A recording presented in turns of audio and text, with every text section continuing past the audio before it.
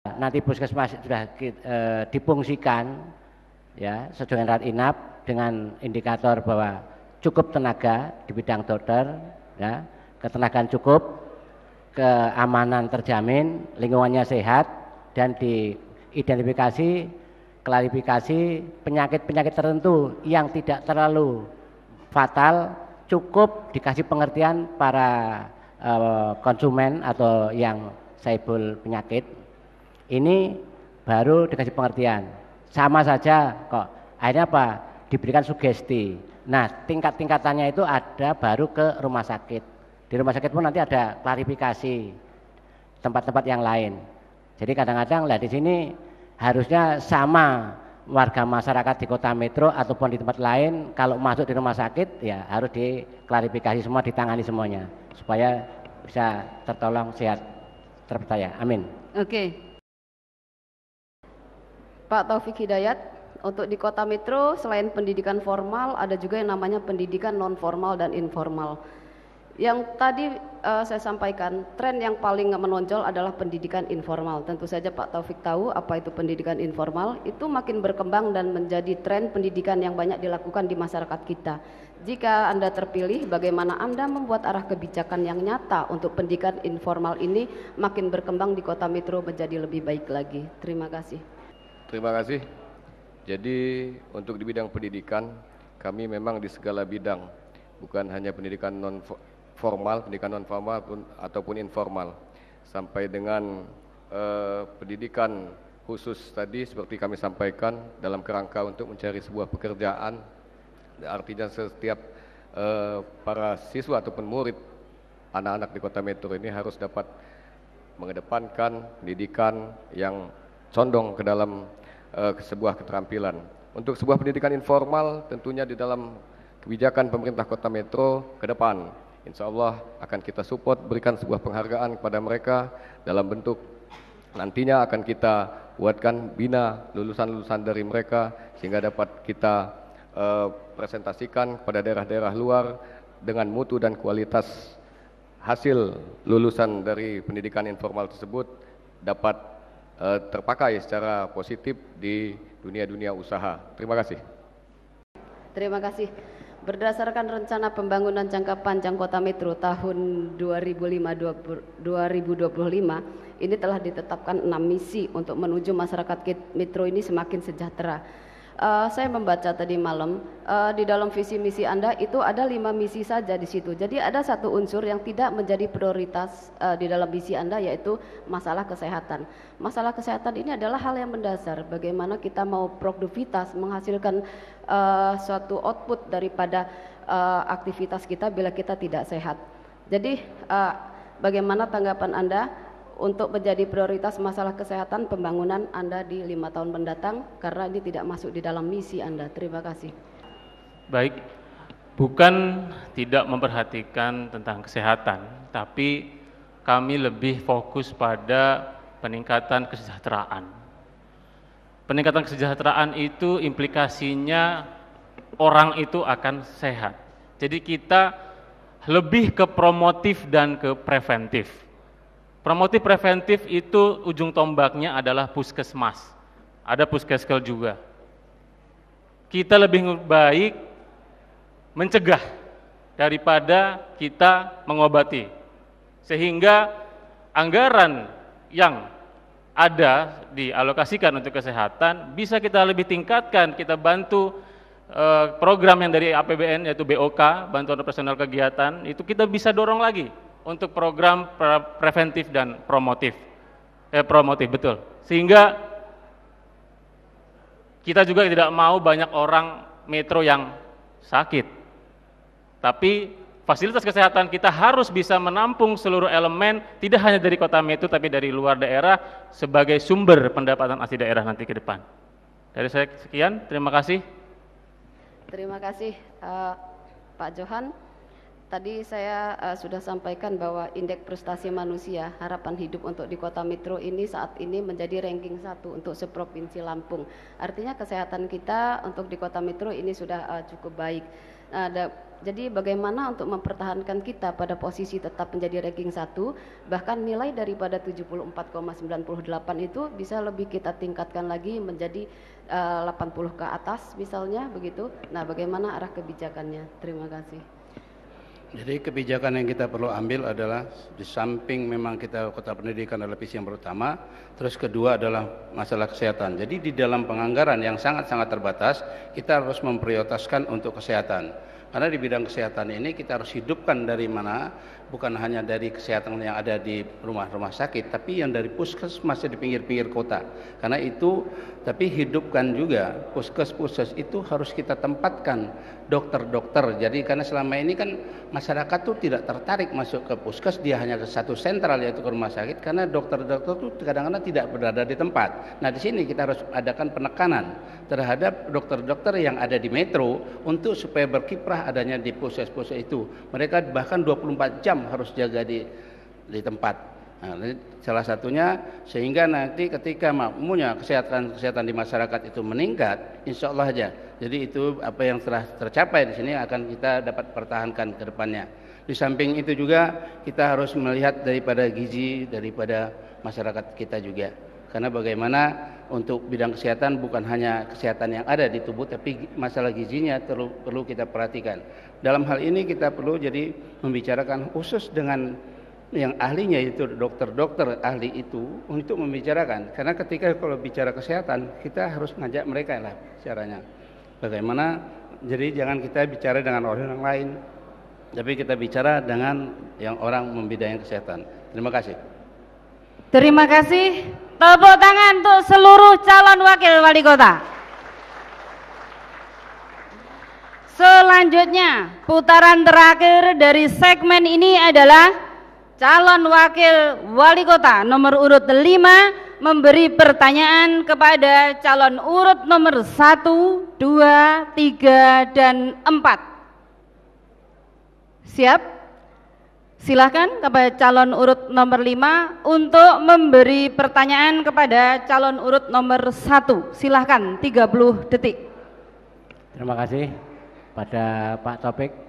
Tadi pemaparannya saya tertarik masalah jika nanti Anda dipilih menjadi wakil wali kota Metro, pendidikan akan digratiskan. Dengan adanya gratis, apakah menjamin untuk berkualitas, dan dari mana sumber-sumber yang akan digali oleh Pak Taufik? Terima kasih. Terima kasih. Di dalam hal pendidikan, peningkatan mutu kualitas pendidikan ini lebih dikedepankan.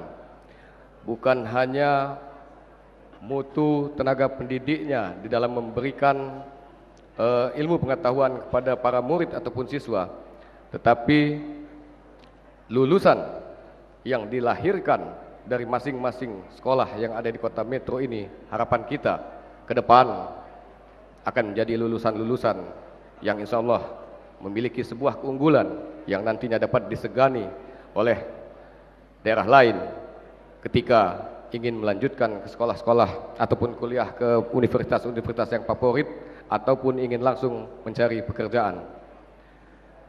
Di dalam hal pendidikan gratis, amanah undang-undang jelas. Wajib belajar 9 tahun, terus kemudian dilanjutkan dengan wajib belajar 12 tahun. Tetapi faktanya masih banyak beberapa daerah yang belum berani mengambil kebijakan pendidikan gratis. Oleh karena itu, apabila Allah meridhoi kami terpilih memimpin sebagai wali kota dan wakil wali kota Metro, kami berani untuk memberikan pendidikan gratis bagi seluruh masyarakat kota Metro, wajib belajar 12 tahun. Apabila kami terpilih, yang akan kami lihat terlebih dahulu adalah tentang bagaimana pengelolaan anggaran yang akan kami pakai skala prioritas, efektif, efisien, sehingga anggaran-anggaran yang tidak memenuhi skala prioritas akan kami kriteria nomor berikutnya, yang utamanya adalah yang menyentuh tentang kebutuhan masyarakat dalam kerangka kesejahteraan rakyat Metro. Terima kasih. Terima kasih. Silakan bertanya 30 detik dari sekarang. Silakan. Terima kasih Pak Mulido. Visi Anda mengatakan bahwa di situ membuat, andai kata nanti jadi amanah wakil wali kota, membuat unggul, pendidikan yang unggul, berdaya saing, kemudian sejahtera dan bermartabat. Nah, indikator seperti apa sih yang namanya unggul itu apabila nanti mendapat amanah? Terima kasih. Indikasi unggul tentu saja artinya lebih dari yang lain, Pak. Kaitan pendidikan, keunggulan di Kota Metro ini bisa kita lihat dari parameter dari angka partisipasi kasar dan angka partisipasi sekolah serta angka partisipasi murni yang ada di Kota Metro. Angka partisipasi kasar baik SD maupun SMP sudah di atas 100%. Tapi untuk SMA dan sederajat masih di bawah 70%. Artinya terjadi gap antara yang meneruskan dari tingkat SMP ke SMA, bahwa banyak yang tidak meneruskan, antara 30% dari siswa kita yang tidak meneruskan. Ini perlu didorong untuk menciptakan keunggulan yang merata. Keunggulan yang merata harus dinikmati oleh seluruh anak Kota Metro, sehingga diberi kesempatan yang sama untuk mengenyam pendidikan bangku SMA atau sederajat. Tentu saja ini perlu kerja keras, perlu bantuan, perlu dorongan dari segi pembiayaan dan pendanaan. Dan kita bisa, jika komitmen dengan undang-undang bahwa 20% anggaran yang ada di luar gaji harus diamanatkan untuk pendidikan, dan 10% di luar gaji untuk kesehatan. Jika itu bisa kita sepakati, bisa kita komitmenkan, insya Allah ke depan dengan pendidikan yang unggul, kesehatan yang unggul, maka kesejahteraan rakyat Kota Metro bukan tidak mungkin tidak terwujud. Sekian, terima kasih. Terima kasih Pak Johan. Seperti tadi yang dipaparkan bahwa strategis di Kota Metro ini kan sementara ini di lingkungan pemerintahan Baperjakat kan kurang berjalan dengan baik, Baperjakat. Jadi mungkin jika nanti itu terangkat, mungkin apa yang langkah-langkah yang akan dibenahi di dalam kepegawaian tentang struktur organisasi kepegawaian sesuai dengan jenjang, pangkat dan SDM serta jabatannya. Terima kasih. Terima kasih Pak Wadis. Jadi memang salah satu untuk meningkatkan daripada apa yang visi misi Kota Metro ini adalah SDM. Yaitu SDM ini juga tidak terlepas SDM yang ada di dalam pemerintahan. Bagaimana pemerintahan ini akan berhasil apabila dalam hal penempatan tidak sesuai dengan bidang ahlinya.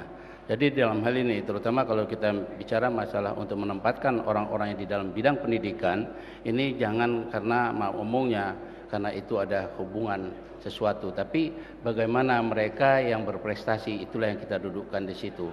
Jadi jangan sampai ada bahasa nanti di luaran, itu yang kerja, yang tidak kerja sama saja. Nah ini permasalahannya.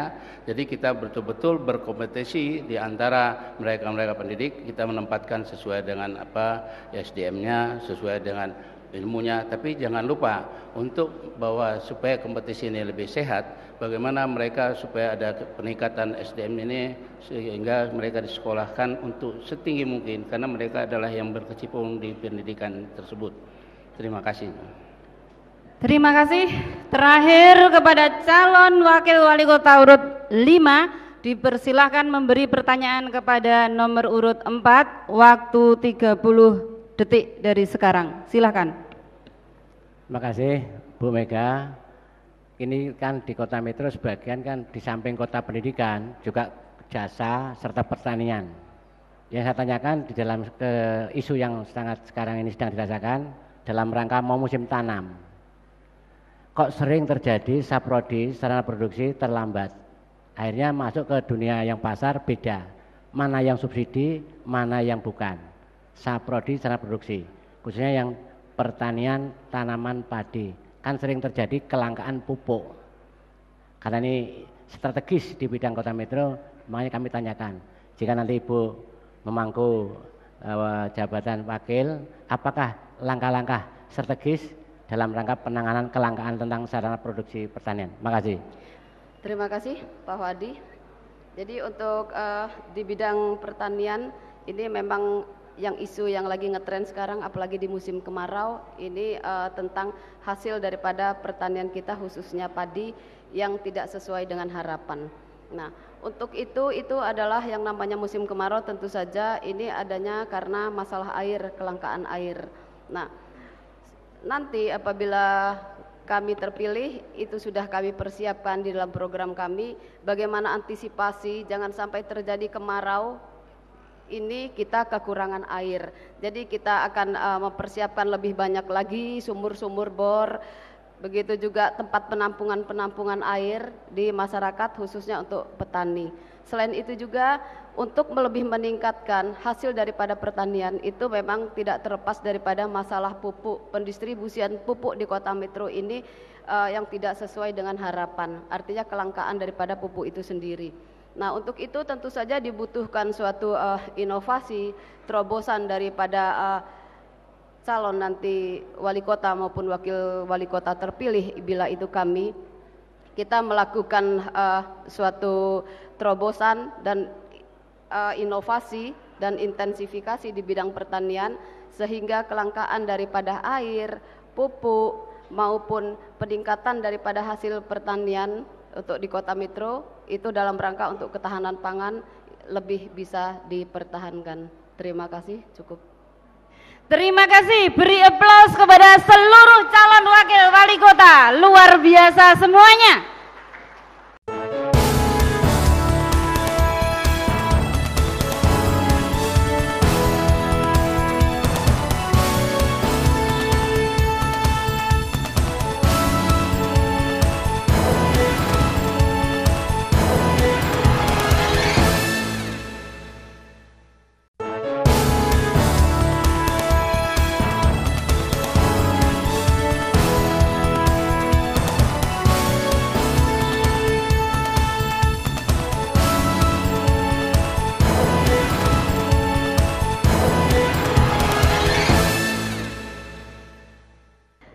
Bismillahirrahmanirrahim, kita masuk kepada segmen terakhir, yaitu closing statement atau pernyataan penutup para calon wakil wali kota apabila beliau menjadi calon wakil wali kota. Karena ini adalah luar biasa, mengemban tugas pokok dan fungsi yang sangat berat sebagai pendamping dari wakil, sebagai pendamping wali kota. Saya balik closing statement dari calon urut nomor 5, waktu 2 menit, silakan. Bila kami nanti dapat amanah Bapak Opan Oktar Novatrajaya dengan kami Wadisari menjadi wali kota dan wakil wali kota Metro tahun 2015-2020, apa yang telah kami tulis dan kami sampaikan kepada KPU, visi, misi, program yang ada insya Allah akan kami laksanakan dengan sebaik-baiknya tanpa ada yang dikurangi, bahkan mungkin akan kami tambah.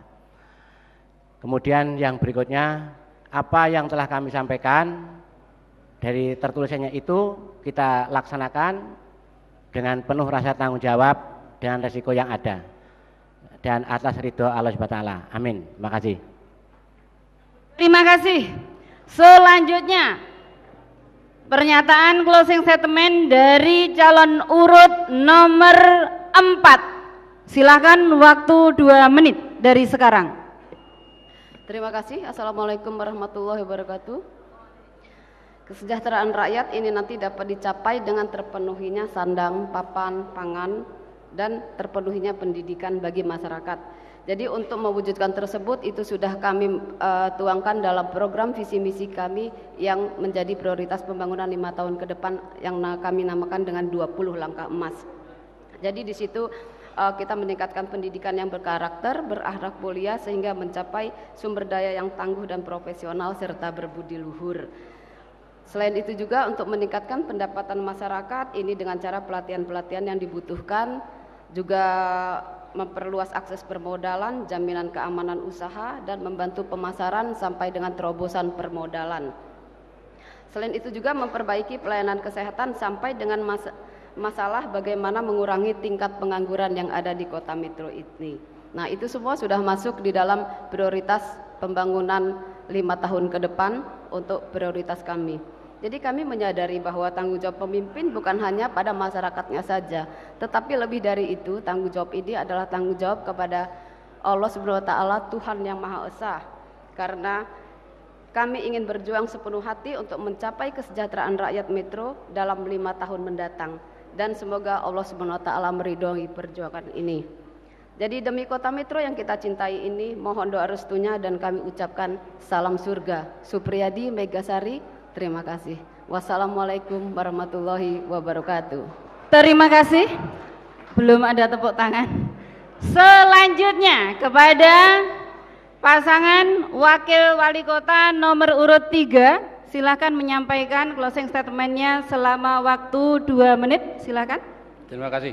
Masalah komitmen kami, satu, yang pasti kami berpasangan ini insya Allah ketika terpilih mulai dipelantikan sampai akhir akan bersama-sama. Kedua, dalam hal pencapaian visi misi yang telah kami canangkan maupun program-program kerja yang akan kami laksanakan, insya Allah itu adalah garis-garis besar kami yang akan kami laksanakan bersama masyarakat Kota Metro. Yang ketiga yaitu bagaimana kami memaksimalkan SDM atau PNS yang ada di Kota Metro di dalam hal pelayanan masyarakat kepada masyarakat, karena bagaimanapun ketika ini pemerintahan ini kami berdua tapi selaku pemimpin tanpa memberdayakan mereka tidak akan berhasil dengan maksimal.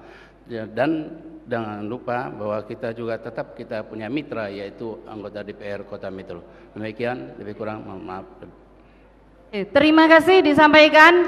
Selanjutnya kepada calon urut nomor 2, dipersilakan untuk menyampaikan closing statementnya selama waktu 2 menit dari sekarang. Silakan. Baik, bismillahirrahmanirrahim. Dalam terwujudnya Kota Metro yang unggul dengan suasana yang sejahtera, dengan muara kesejahteraan seluruh masyarakat warga Metro, pendidikan merupakan pintu gerbang bagi kita semua untuk mengubah nasib seluruh anak bangsa Indonesia, terutama juga anak-anak Kota Metro. Tentunya untuk mencapai itu semua, anak-anak kita, orang-orang Metro harus memiliki jiwa, pikiran, dan tubuh yang sehat, sehingga terbentuknya pribadi yang unggul, yang religius, berpendidikan, dan profesional.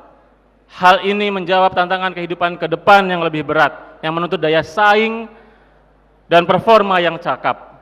Ke depan, Metro harus menelurkan generasi-generasi yang cakap, cerdas, unggul, tangguh, dan terengginas. Menjadi center of excellence, center of civilization,